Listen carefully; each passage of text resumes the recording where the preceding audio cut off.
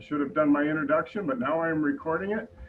And it will be available. We will send a link to everybody that signed up, whether you're here or couldn't make it. About a week from now, maybe 2 weeks, I'm not sure exactly the date, we will make it available to the general public, even if you didn't register. Now I'd like to turn it over to Ross Maak, the editor of the Broomfield Enterprise and your moderator for tonight. Thanks very much, Sam. I want to thank the Chamber for holding this, and especially thank Matt and Mindy for agreeing to jump on here and answer some questions. And I think it's a great opportunity to get your face out in front of everybody and just let everybody know who you are and what you stand for and what you're running for. So glad you're here today. Appreciate everybody logging in and anybody who comes in later during the, just to check out the video. It's strange times we live in. I wish that we could do this in an auditorium, but here we sit in our homes, and maybe we'll all be a little more comfortable, and we'll see how it goes. So the format tonight is going to be, I'm going to open it up with 2-minute opening remarks from each of the candidates. And then I'm going to ask a series of questions. Each candidate will have 1 minute to answer the question. When there's about 15 seconds left, I'm gonna raise my hand and try and get your attention and just let you know. I don't want to say anything because I think us talking over each other is gonna cause everybody to cut out and just cause all kinds of problems. So I'm just gonna try and get your attention and wave when you have about 15 seconds left. And then each candidate will have 1 minute for each question, and probably right about 6:55 or so, we will try and wrap it up, give each candidate a 2-minute closing, and then we'll pretty much be wrapped up from there. I believe at that point we might get a magical appearance from Sam again toward the end of the hour. So I flipped a coin about 15 minutes ago to see who would go first. It came up tails, and that ended up being Matt. So Matt gets to lead the way with a 2-minute opening remark. And if, by the way, one final thing, if you do see me playing on my phone here, I promise it's not Angry Birds or texting my friends. I am actually trying to keep a timer and keep everything under control. So we'll see what we can do, but go ahead, Matt, and lead the way. Sure, thank you, Ross, and thank you, Mindy, and thanks for everybody who is watching. It has been an honor to be your state representative for the past 4 years. We've got a lot of stuff done, but there's a lot more work left to do, and I'd like to talk to you about both. You know, we had a really difficult year this year with a tough budget year and with trying to deal with the pandemic that we're all going through right now, but I'm proud of some of the things that we were able to accomplish during that time. I was the sponsor of a bill that reinvested about $135 million into public education over the next few years that we desperately need, because our schools need you know, the investment in order to actually not only operate the way they normally do, but operate in a way that we know they never have before, where we've got hybrid models, we've got online models, we've got in-person models.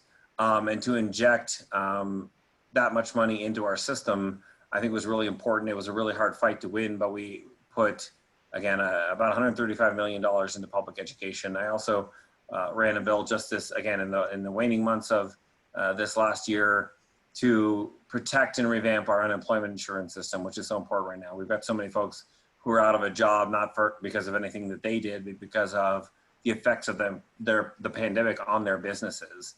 And so we relieve the pressure on businesses in the short term while also building them up to create them to be solvent. But we also have a lot of challenges in front of us that I look forward to working on in the future. I'm the chair of the Transportation and Local Government Committee. And frankly, we were in the midst of trying to restructure that. I can talk for too long, but anyway, there's a lot of work to do ahead in a lot of the areas that I work on, so I look forward to doing that in the future. Excellent. Thank you, Matt. Appreciate that. Go ahead, Mindy. Hi everyone, my name is Mindy Quiachon and I'm the candidate for House District 33. My husband and I are small business owners and we have 3 kids in high school all the way down to preschool. I'm involved in our community by serving on the City of Broomfield Housing Advisory Board, and I'm also the treasurer of my son's soccer team. I grew up in a small rural farming town in Southern Illinois, and I was raised with strong conservative Christian values. My dad was a small business owner, and my mom was a first-grade teacher at Scott Air Force Base. Even though we had a very modest life, we were very involved in our church and helping others. One example is I remember every Christmas adopting a family in need to buy gifts for. When I was running for Miss Illinois, it was in the late 90s when they were starting to take the music and performing arts programs out of schools. My platform was to save those programs in inner city schools. I actually started an after-school dance program at an inner city school near East St. Louis, Illinois. In college, when I attended TCU, one of my part-time jobs was working at an inner city school in Fort Worth, teaching illiterate kids how to read. As you can see, my passion for education and for our kids has gone way back, even into my own childhood. The main focus of my campaign is to fight for school choice. It should be a civil right that every kid can attend the best possible school of their choosing. Other priorities include obviously keeping our community safe, healthcare, transportation, and a big one is support for small businesses. Above all, I want to work for you. I am fighting to protect our freedoms for future generations, and I bring a fresh voice and leadership to this district. I stand with God and our Constitution, and I will fight against the anti-God, anti-American indoctrination that's being taught to our kids in school and through the media. My opponent likes to say he has the support of suburban soccer moms, but I am the suburban soccer mom. I will be a leader for women in Colorado. And I ask for your support because with you, I can win this election. Thank you. Okay, on to the first question. Mindy will start off with this one. Where do you stand on the ballot initiative regarding the Gallagher amendment and why? Sure. Well, the thing about Gallagher is I don't like how it penalizes small business owners with property taxes, but at the same time, to take that away would just give the legislature a blank check. And taxes is a big deal right now. You know, my opponent wants to raise taxes. That bill 1420 that he was referring to in his opening, it is devastating for small business owners. It has drawn criticism from the entire business community. Right now, we are down from COVID, and I know as a small business owner more than anybody how we need solutions that are going to get the economy going again. We don't need to be penalizing and taxing small businesses right now. And to go back to what he said in his opening, that 1420 putting taxes on small businesses, it is a smokescreen. That 135 million he's talking about going to education, that's like chump change. And if we talk about all the red tape and the other, everything else to go along with it, Colorado used to give billions to education. Now they're taking it, they're putting it in a general fund, and they're paying tax auditors. Thank you. Okay, go ahead, Matt.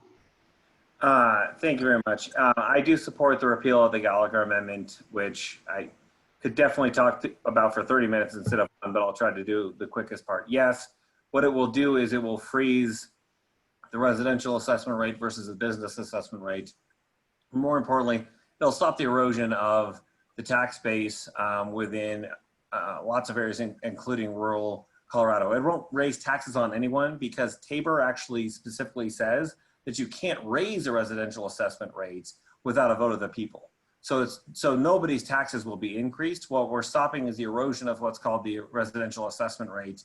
That again is primarily affecting rural areas, but affects all of our communities, our schools. And so the reason there's a broad bipartisan coalition of Republicans and Democrats who support the repeal of the Gallagher amendment. Thank you, Matt. Okay, question number 2. This will start off with Matt. We're seeing the effects of climate change with an increased frequency and intensity of fires, floods, and storms. Many climate scientists are saying that we need to keep fossil fuels in the ground at this point. If elected, will you fight for a ban on fracking in federal lands? Would you do anything else to promote a substantial and quick decrease in the production and use of fossil fuels?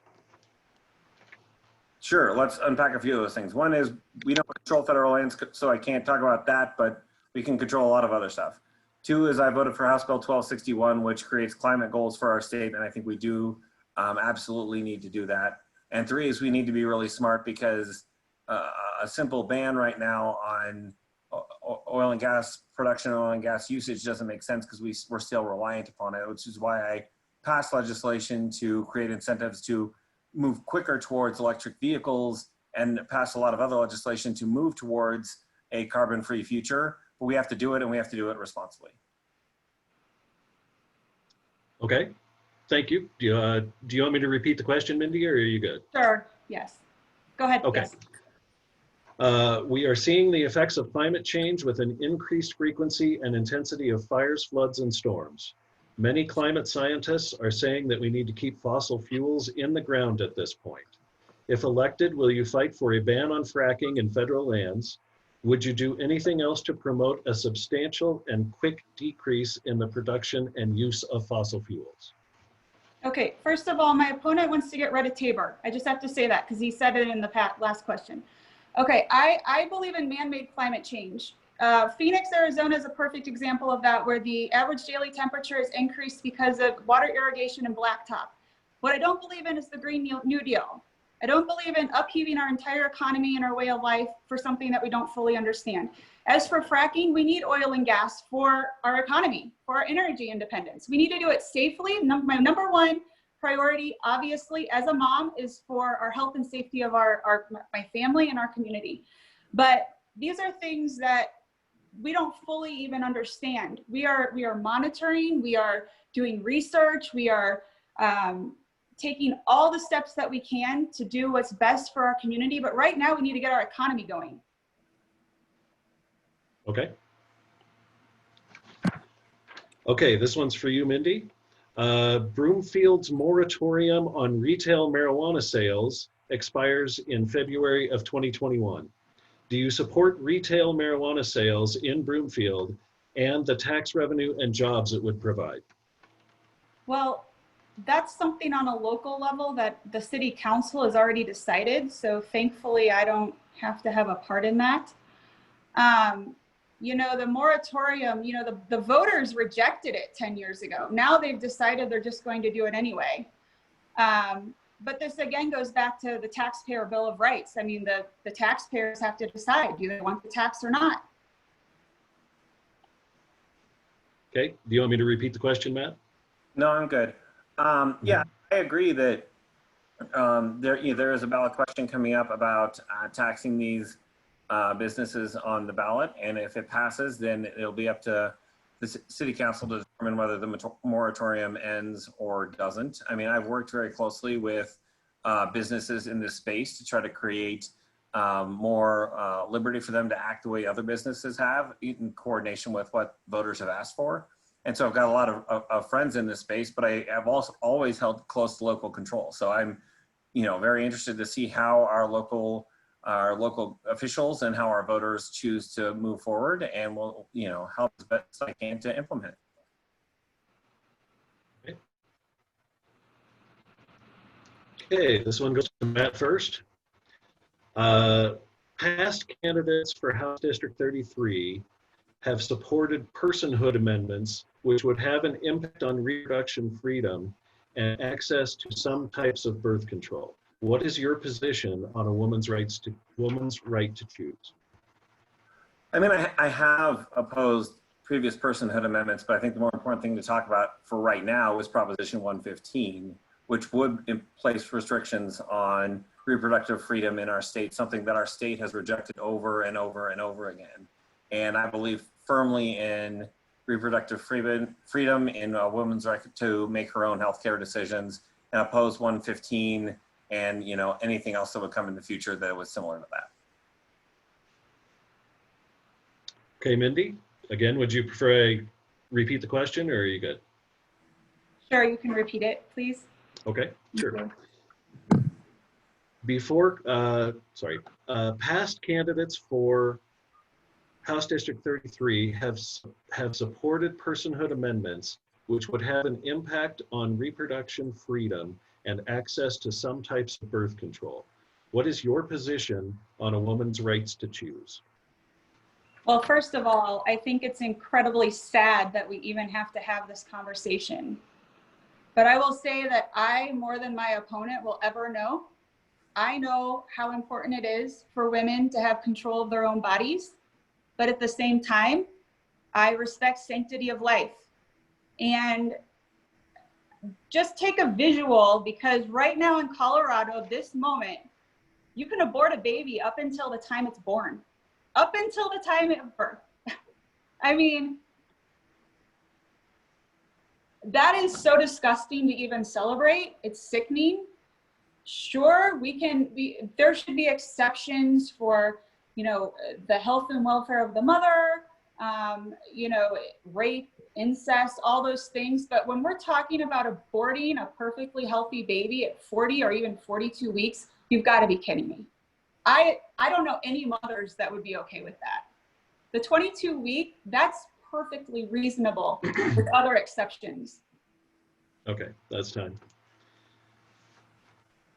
Okay, this one's for Mindy. Before COVID-19 hit, there was a lot of news and activism in Colorado about safety and health for people in immigration detention. What do you believe Colorado's role should be in the protection of the health, safety, and welfare of immigrants detained in federal facilities in Colorado? Well, I mean, as a mother, obviously the safety and health of my family and of people is of utmost importance. I mean, I don't understand why we are continuing to impose more emergency orders, more lockdowns. If you're talking about immigration, I mean, are we using the tax dollars to take care of them? I mean, what I care about right now is making sure everybody's safe and healthy. If they're in the United States, if they're in Colorado, then we need to make sure that everybody is healthy and safe. We need to come up with solutions, but better yet, we need to get going on things. We don't need to stay locked down. We need to empower people. We need to get moving. Okay. Do you want to repeat the question? No, I'm good. I have been very troubled by the reports. There are limits on what we can do as state representatives to impact that, but we're doing the things that we can do to help folks in our community, regardless of, every human being in our community deserves dignity. So, I've signed on to some letters. That doesn't get a lot done with respect to the federal government, but we've been watching it, and we've also doing what we can to invest in making sure that we've got the system around us to provide support to everybody, so that every single family has access to food, shelter, housing, etc., regardless of who you are, because we believe that every single human being in Colorado should have access to food, housing, and shelter, regardless of who you are. Okay. Housing and shelter are the same thing, but whatever. Okay, this one's for Matt. What legislation would you propose to help parents dealing with remote learning for their children? Sure, I'd say there's no legislation that can fix the problem. The problem is, and I say this as a parent of, a 4-year-old and a 7-year-old. Frankly, what parents are facing right now is not something that legislation can fix. We're in a situation where every parent has to weigh the risks of, contracting a virus while being in school against the risks of the social, emotional risks of not being in school of not having their kids in school and having that social experience. Also, with the fact that many parents don't have the ability to afford childcare to replace it anyway, and we don't have the ability to do that anyway. So the answer is there's not a law that can fix the situation we're at right now. What we can do is be as kind as possible and give as much support as possible to everybody, regardless of the decisions that they're making, because we're living in a pandemic and it's okay for us to act like it. Okay, Mindy, would you prefer repeat the question? Sure. Thank you. Okay. What legislation would you propose to help parents dealing with remote learning for their children? Well, I will tell you as a mom how challenging it is to do remote learning, especially when you have one in high school, one in elementary school, and one in preschool.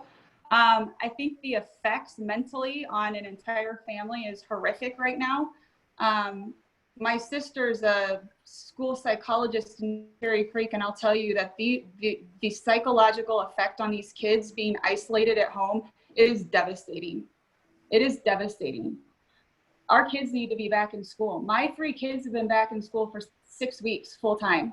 And I'll tell you, that's what parents want. There are hundreds of new families in my kids' 3 schools, hundreds of new families. That tells me that number 1, they want school choice. Number 2, they want their kids back in school. This is also taking a toll on mothers that work. Mothers that work have to quit their jobs and figure out how to stay home to help their kids do virtual learning. I mean, the effects of this, it's catastrophic in every way. It is not good. We need to figure out a way to get back safely with our health, efficiently, and as quickly as possible. Okay. This one, we'll start off with Mindy. Name one time you had to work with others and the outcome was not what you hoped for, but worked for everyone. Every day with my family. Every single day. Every single day. The outcome's not what I hoped for, not what I thought it would be. We have to adapt and maneuver. I do that every single day of my life. I mean, I could name 1,000 times even before that, but I mean, when you have 3 kids and a husband, let me tell you, my husband, my oldest son have ADHD. Every single day is a challenge. The amount of patience it takes, the amount of adapting. When you have 3 kids, high school down to preschool, nothing ever goes the way you think it's gonna go. So I deal with this every single day, and I am well equipped to deal with this in the legislature. Okay, Matt, would you like a repeat of the question? No, I'm good, thank you. You know, probably the biggest example was, you know, oil and gas issues have been a really tough thing in Broomfield for a number of years now, and it really spiked right after I got elected the first time in 2016. In 2017, I worked with State Representative Lori Sain, who's a Republican, and Senator Vicky Marble, who's a Republican, as well as some other Democrats, to pass the only real piece of oil and gas legislation we could get the parties to agree on with respect to forced pooling during that time. And we brought together, you know, Conservation Colorado, an environmental group, together with the Colorado Oil and Gas Association to actually find agreement. And that's sort of one of the things that I worked on hardest, is be able to find that agreement. So did that bill do everything I wanted to do? No, it didn't at all. But it was a way to find common ground, and I was proud to be a part of it. Okay. All right, for Matt. The Rocky Mountain Metro Airport is at the intersection of 3 large counties. The number of flights in and out of the airport is growing drastically, boosting the economies of some communities, but increasing the level of noise in others. How will you deal with the 2 sides of this economic coin? Thank you. That's a great question. I've been talking to residents, especially up in Superior, about this for a while. And I know there's been a lot of concerns because there's been an increase of flights, especially from flight schools, and changing of the trajectory where they're going. Frankly, as a state legislator, I can listen and I can hear and I can redirect folks to the people who make these decisions, but we don't make that decision. State law doesn't set the level of traffic of that airport that's been there for a few decades, or the homes that have been there for a few decades either. So I've been following the issue and monitoring it, but it's not, there's no state law that you can pass that's going to change that. So mostly what I can do is be a facilitator, and I've been honored to do that over the last several months. Okay. Mindy, would you like me to repeat the question? Yes, please. Okay. The Rocky Mountain Metro Airport is at the intersection of 3 large counties.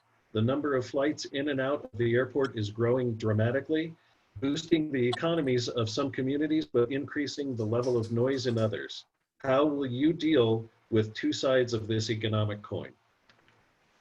Well, like Mr. Gray said, it's not something that I would be legislating in my position, but I think it's awesome if the economy is being stimulated and growing like that. That's amazing. That's what we need for Broomfield. That's what we need for District 33 to fund all of the new projects that need to be done.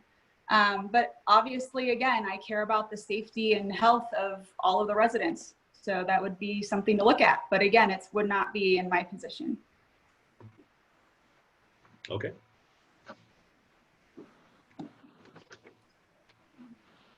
Okay, this one will start off with Mindy. What current state laws and regulations inhibit business rights, and would you pledge to try to eliminate these or repeal them during your term? Okay, oh my God. I could talk about this for hours because my husband and I are small business owners, and I cannot even believe, and all the people on this call in the chamber that are small business owners, they get it. There's so much red tape, regulations, you can't even do anything. It's like our profits are staying the same and they're taking more and more and more and more from us. And I don't think that the people in the legislature understand what it's like to be a small business owner right now, especially with my opponent proposing 1420, which is taking more money from small businesses. I mean, what we need right now is to get our economy moving so that we can get the taxes and we can pay for the other projects that needs to be done, but that cannot be done when there are no jobs because the businesses are going out of business because there's too much red tape and regulations on them that they can't do anything. They cannot survive. Okay, Matt, would you like me to repeat the question? No, I'm good, thanks. You know, this is an area where I actually enjoyed a lot of success, and one of my unlikely partners, who almost certainly probably supports Mindy over me, but we've worked really closely together, is Assistant Majority Leader Kevin Van Winkle out of Highlands Ranch. We've actually worked together on getting rid of a lot of regulations that don't exist for a reason. They just are regulations we put in place. A lot of these, you know, are oddly in the cannabis space and in the liquor space, where we've just got a lot of rules that inhibit businesses' availability to succeed just because of sort of stigma, but don't recognize the dignity of the business owners underneath. So I've actually passed a lot of deregulation bills. It's hard because there are, you know, interests that are used to being protected by the government for their business instead of having to compete in the marketplace. But I think it's really important to make sure that the only regulations we have are ones that are really needed, and I've been happy to pass laws to get rid of them when they don't. Okay. We actually have a question from the gallery. So this is for Matt Start. Are you confident in the integrity of Colorado's all-male election process, and why? Absolutely. We have the best election integrity in the United States. And again, Secretary of State Wayne Williams is not here right now because he's a Republican Secretary of State and a huge champion of this, as well as our current Secretary of State, who happens to be a Democrat. But our all-male system has proven to be one of the most secure in the entire United States. I think questioning the integrity of United States elections is a huge problem. But no, just like Republican Secretary of State Wayne Williams, I'm fully confident in our all-male system. Okay, Mindy, would you prefer I re-ask the question? Yes, please. Okay. Are you confident in the integrity of Colorado's all-male election process, and why? Okay, so I support, I trust the absentee ballot mail process. I think the best way to track your ballot, obviously, is to go on to ballot tracks and register and all that, and that way you know it's getting there. The one thing, well, two things I'm concerned about are other states that are trying to roll this out in the last moment that aren't as, they're not experts in it like Colorado has been doing it for many years. But let me tell you something from the perspective of a UPS store owner. My husband and I own 2 UPS stores. We have mailbox holders. In the past 8 years, we've gotten hundreds, if not in the thousands, of ballots for people that have passed away or are no longer living here in Colorado. What needs to happen is the voter ballot needs to be purged. And of course, we send the ballots back. I don't know where they end up. But if you look at apartment complexes, other places that have small mailboxes that people can rent, we are all in the same boat. I mean, there's got to be thousands of ballots out there that they're getting sent back or we don't know what's happening with them. So that's okay. my We're up to a minute, so I do need to cut you off. Sorry. Mindy, we do have another question from the gallery. So this one goes to Mindy first. One potential solution to Colorado's budget crisis is to end Colorado's 2013 Medicaid expansion that was allowed under the Affordable Care Act. Do you support that proposal? That's something that has to be looked at. I'm not currently in the legislature, but I know that they're mismanaging their money greatly right now. I mean, something needs to happen because they're overspending like it's just, you know, being grown on trees. So, I mean, if I get to the legislature, that's something to definitely take a look at. But I mean, I'm concerned about getting our economy going right now because that's how we're going to get more money to fund everything we need to do. Okay, Matt, would you like me to repeat that one? No, I'm good. Thank you. Okay.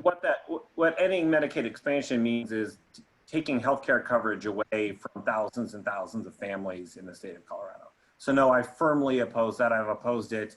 I've taken many votes opposing it because the Medicaid expansion that, again, has been adopted by the voters of very conservative states because it's such a good idea, because we believe in universal health care coverage. No, should we take it away from people? No. Should we say, oh, the way to save money is to say to thousands of families, you don't get access to health care? No, I am firmly against that, and will continue to be so. The questions keep coming from the gallery, so I'm going to keep them coming too. In this case, it's a question directly to Matt. So for the follow, I will have Mindy basically with her response, and she'll have a minute to respond. So this question comes from the gallery for Matt. I would like Matt to elaborate on his pro-choice support. I want to know if he has the same thoughts on tightening restrictions around abortion, and if so, what those restrictions might look like. I think that I believe in reproductive freedom, and I think that the choice about a woman's choice about what she wants to do with her body should be up to a woman and a doctor and be a professional choice. But I think that politicians like myself, especially white male politicians like myself, should be deciding for a woman and her doctor and tell them, we actually know better than you do about the things they should be doing with their bodies. No, I don't. So I don't have a particular I don't have a policy around this area because I believe choices about what should happen to a woman's body should be a choice made by the woman in consultation between a woman and her doctor. Mindy, do you have a response? I think I covered it earlier, but I just wanted to follow up on the healthcare because I am not for single payer healthcare. I think it would cripple the private sector.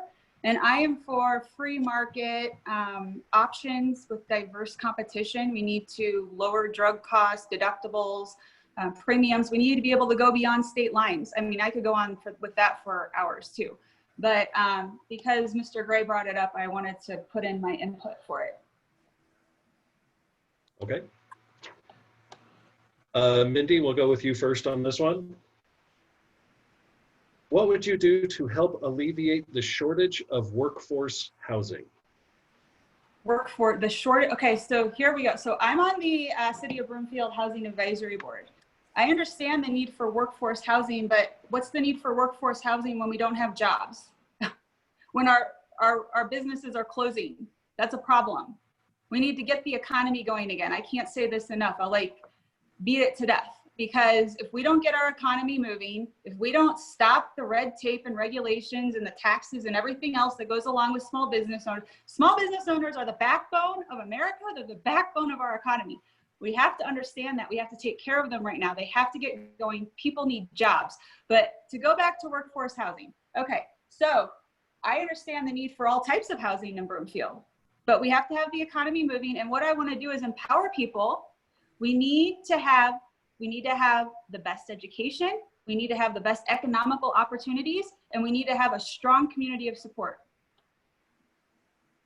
Okay, Matt, do you want me to repeat? No, I'm good, thank you. I mean, the answer for workforce housing, it depends on, and again, we only have a minute.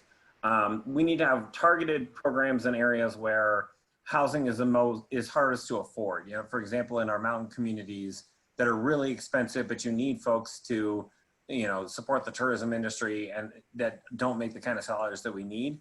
But more broadly, then after that, what we need to do is get more housing. And, you know, it's supply and demand. If you have housing prices that are too high, then the way to lower prices is to get more demand. So we need to make sure that we are having responsible, comprehensive, affordable housing development as much as we can, because we've got a good problem. A lot of people want to live here and we can't stop them from wanting to live here, but we need to create more communities. And then my last thing is we need to create transportation systems so they can move around functionally, because it doesn't matter if you have a great house if you can't get from point A to point B. But my minute's up. Another question out of the gallery. We'll start with Matt on this one. Would you support the repeal of Colorado's landmark 2013 legislation to require universal background checks on gun sales? No. Should I keep timing you? No, that's it. I'm good. Okay. Do you want me to repeat the question, Mindy? Sure, go for it. Would you support a repeal of Colorado's landmark 2013 legislation to require universal background checks on gun sales? So what I support is responsible gun ownership. And what I want to say about that is no one's going to take away my right to protect myself and my family. We are, by the looks at how many background checks there are for gun owners right now, it's unbelievable. You have to wait for at least a week and there's nothing available to even purchase in terms of firearms. But, you know, I support responsible gun ownership, and I respect and I support the background checks. Okay.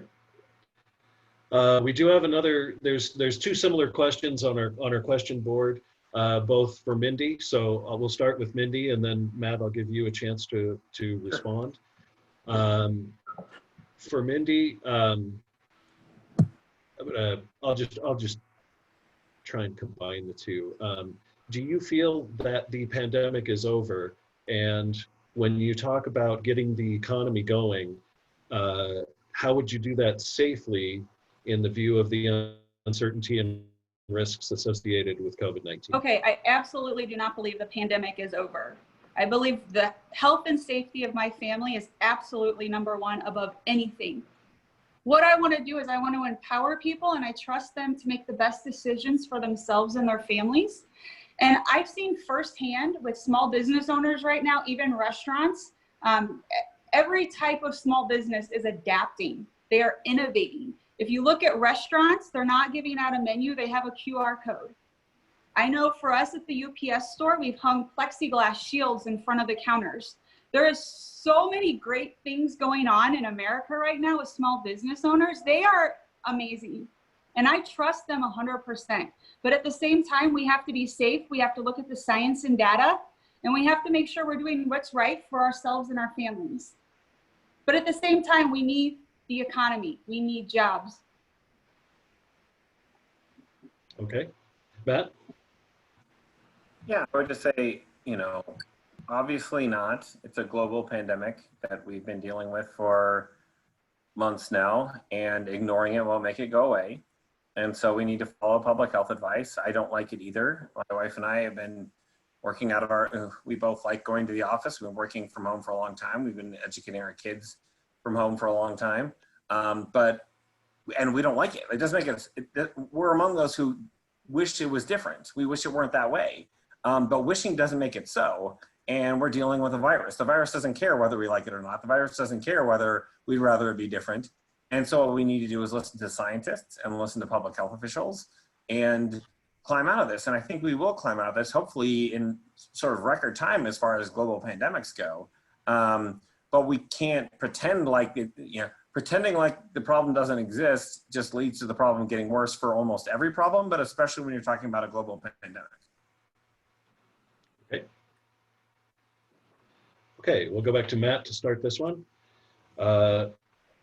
What are your ideas on an energy policy for Colorado, and how do you see this impacting future generations?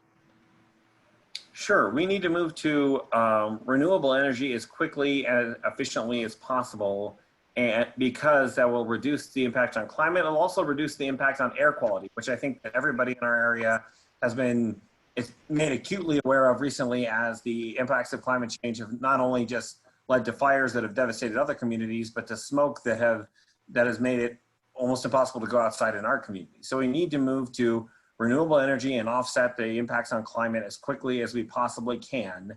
And that involves both public policy and private investment. We're lucky right now that we've hit the tipping point where renewable energy is actually more affordable than fossil fuels are. And so we're really lucky in that respect, but we need to keep working to get to a situation where we're using entirely emission-free energy as fast as we can to offset the devastating impacts of climate change in our community. Okay. Mindy, would you like me to repeat the question? Sure. What are your ideas on an energy policy for Colorado, and how do you see this impacting future generations? So obviously I care about all forms of energy. We need energy independence for our entire country, for our state, for Broomfield. But at the same time, we need traditional energy sources. And again, I keep saying it, but the health and safety of my family is obviously number one. And something I know for sure is that Broomfield has the top of the line, best air quality monitoring system on the planet right now. And I respect the science and data of it. What I'm hearing from Mr. Gray is Green New Deal. And Green New Deal would completely upheave our entire economy and way of life for something we don't fully even understand. And that's very concerning to me. And I also don't know how we would even pay for it, because again, it's like the legislators currently just want to spend like crazy and they don't have a way to do it. We need the money from the economy. So we have the taxes so we can pay for the projects, but until then, nothing can be done. Okay, Matt, do you want me to repeat the question? He already answered. I went first. Oh. My apologies. No problem. I've got, no, I won't tell you my excuses. I do have another question from the gallery. Actually, there's two more here, so I'll hit both of these. The first one for Mindy. If things have not changed in January, would you support a legislative repeal of Governor Polis's statewide mask order? A repeal of his mask order in January? I mean, I trust the people to do what's best for themselves and their families. I mean, for me, if I'm elected, I'm not about more government mandates and emergency orders and taking away the right for people to think for themselves. And I mean, I believe in America. I believe in the citizens to do what is right for themselves and their families. That's the bottom line. I mean, we have to have faith in our communities to do what is right, but continually handing down orders for people to mandate them to do things. I mean, that's like, it's like what I think of my kids when I want them to do something, I want to control something, I put fear in them. I want to make them think they have to do it, but we need to understand that we are smart people. Like we can get through this. Of course, I care about safety and health, but I don't support more emergency orders and mandates. I support empowering people. Okay. That was a minute. Go ahead, Sorry. Matt. Do you want me to repeat the question? No, I'm good, thank you. Okay. I mean, I would say if somebody introduced that legislation, and I'm not planning it myself, but if somebody did, it would get a fair hearing. And that hearing would involve whether what the governor is doing is not consistent with scientific evidence and public health guidance. And thus far, I believe what he's done has been consistent with that. If that changed, if we thought that he was doing something that was outside of that, then we would have hearings about that. And if we needed to have laws about that, then we could. I mean, again, any law that contradicts the governor that he might veto, we would need a 2/3 bipartisan majority to do. But more importantly, this is not a political issue. Like how we treat public health is not a political issue. It's not a question of, you know, oh, I'm on this party, and so then think people should treat this way with respect to science. Like, what we need to do is follow science. If the governor's not following science, we'll bring him back to task, but I don't think that that's happened. And so I think my answer is I would hear the evidence that was actually gathered with respect to that and hear the evidence and the science behind it before making any decision about trying to overrule the governor with respect to anything. Okay.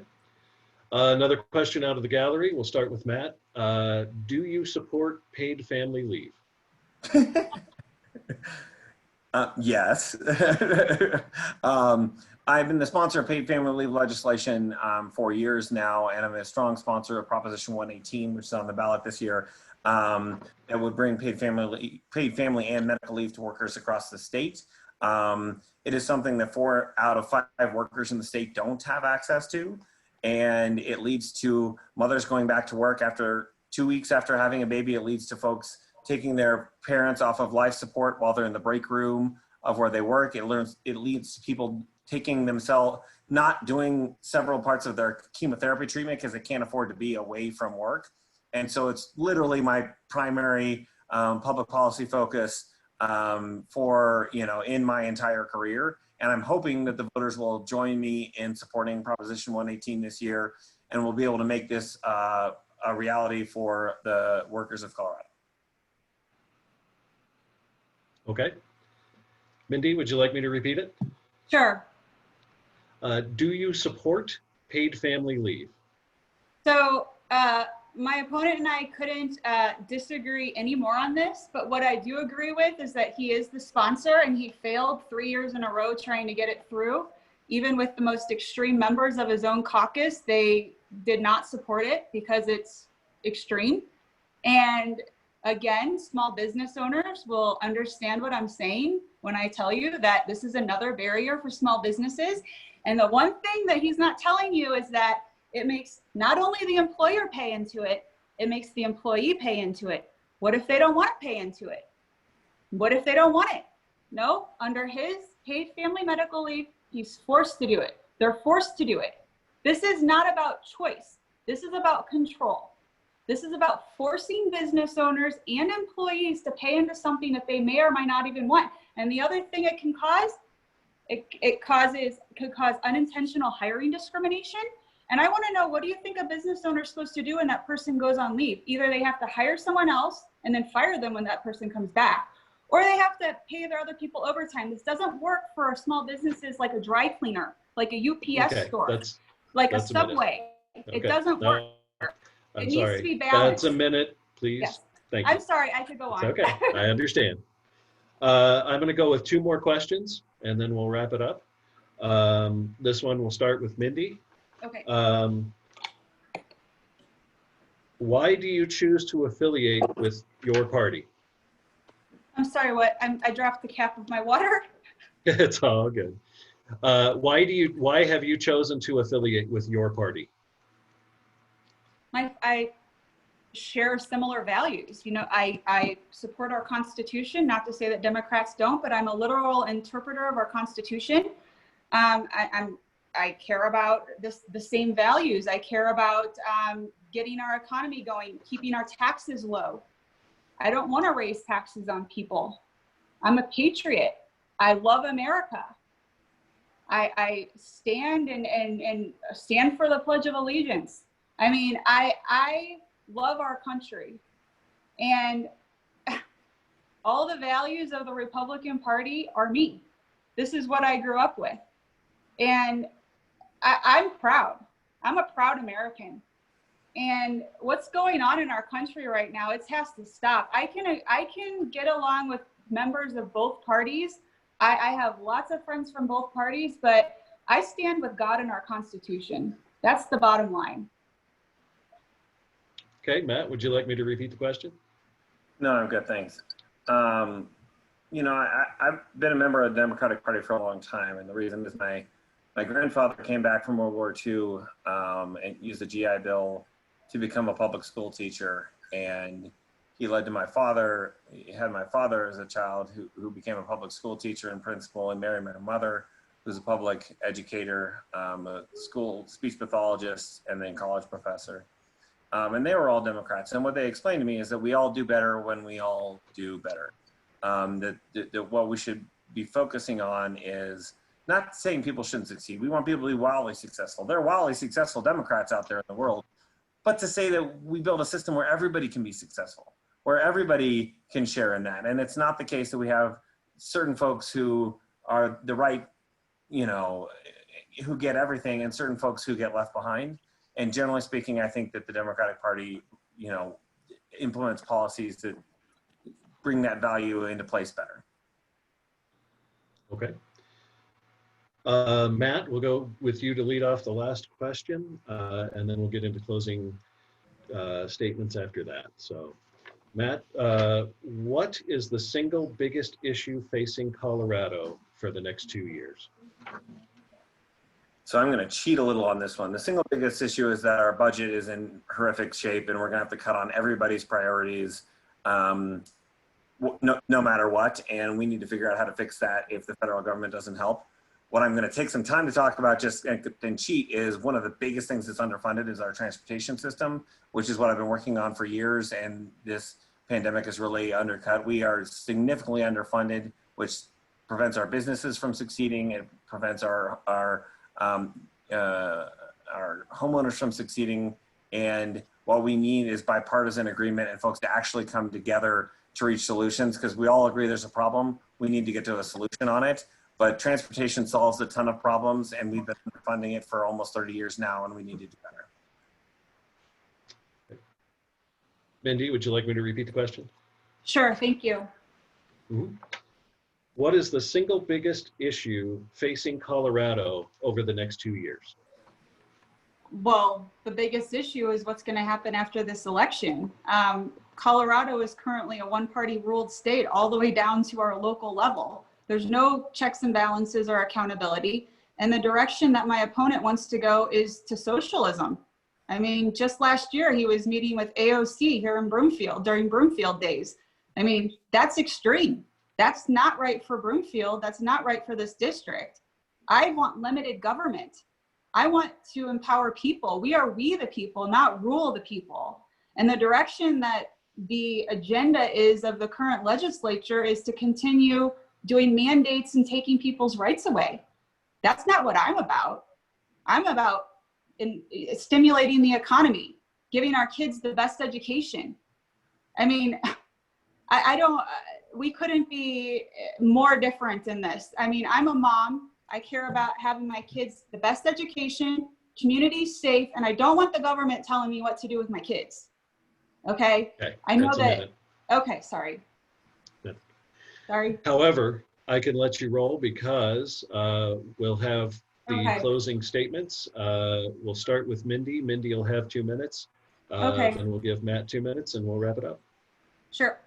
So as I was saying, I represent this district better than my opponent because I am the person that he says that supports him. I am the suburban soccer mom.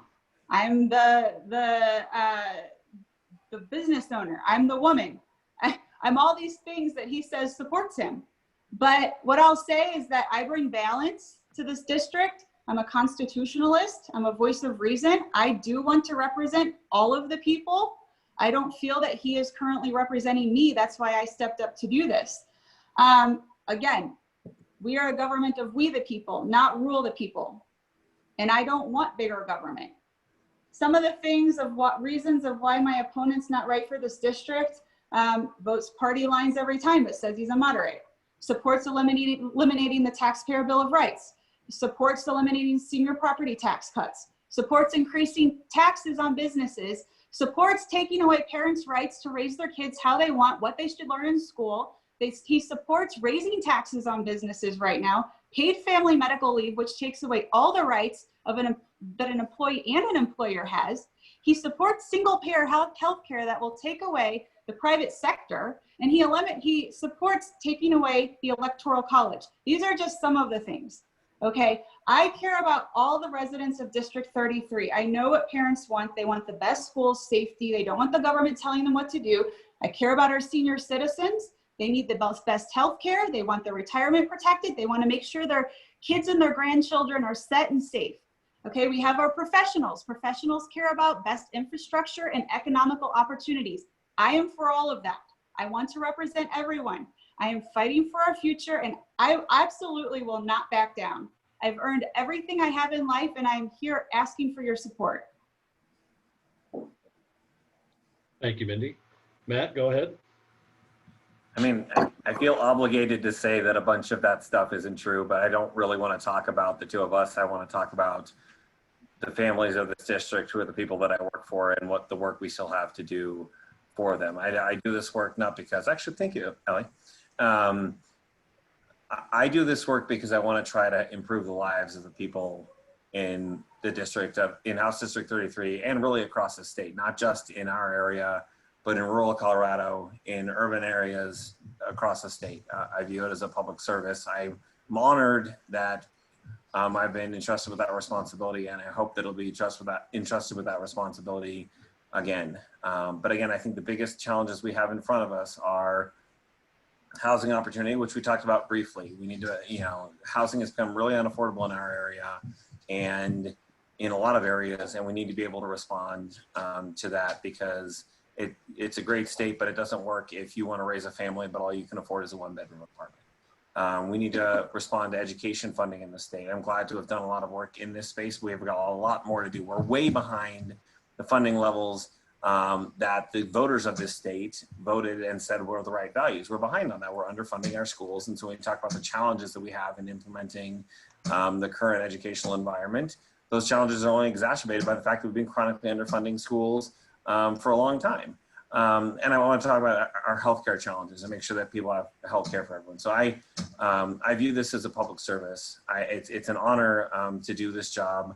I hope to continue doing it. I hope to have the support of the voters of this district, and I look forward to working with the members of this chamber and the general public in working on it. I also want to say thank you to the chamber for hosting this event, and look forward to being part of a great number of chamber events.